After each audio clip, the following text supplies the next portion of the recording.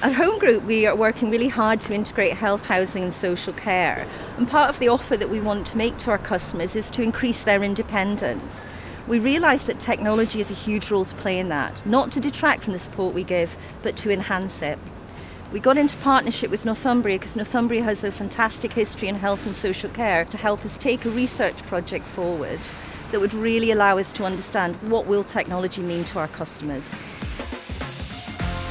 So how we did this, we established what we called communities of practice. So that was end users, so individuals with learning disabilities, autism spectrum conditions, older people, frail older people, and sort of people living with mental health sort of issues. So we had 3 testing sprints to really sort of look at what technologies were available. We started out with looking at a number of different specific technologies like sensors that figure out what's happening in a house, actuators, which can be things like turning up and down blinds or turning on lights and so on.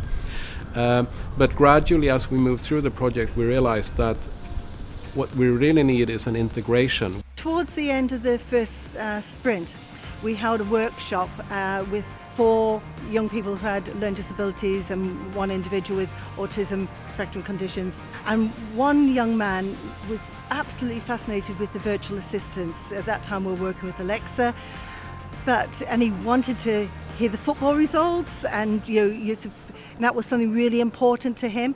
But each time he used the Alexa to get the information that he wanted, it wouldn't respond. So rather than saying, Alexa, tell me the football results, he would say, Aletha.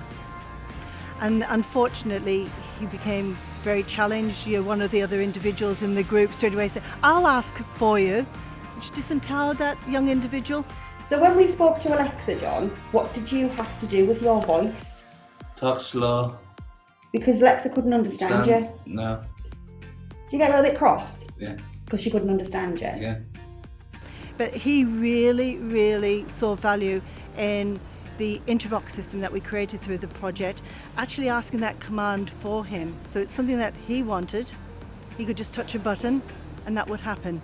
Oh, the buttons. Because we used buttons, didn't we? Can you remember what they were for? Oh, Can you remember? turn the telly on. To turn the telly on? Oh, Did we? press it. And what happened when we pressed them? Turn it off. Turned the telly Turn it on and off, didn't it? Yeah. Turn it off and on.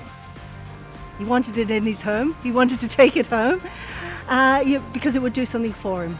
We have worked all the way with Home Group, and their customers have been setting the problems, and we actually need to follow that through so that what we propose is not just something that gets buried in an academic paper, but it actually benefits people in the end. And importantly, sort of in the future, rolling forward, to think about end user testing. And many of these solutions are not created with individuals, and they ought to be. And so if they're not, to look at the solutions to enable them to be customised for the benefit of individuals. We might have somebody who really, really likes an Alexa, or somebody who doesn't and needs something else. So it can't just be a blanket approach to assistive technology. I think it needs to be different for each customer. Assistive technology is just it's a massive way forward, and I think for our customers especially, I think we would really benefit from it here.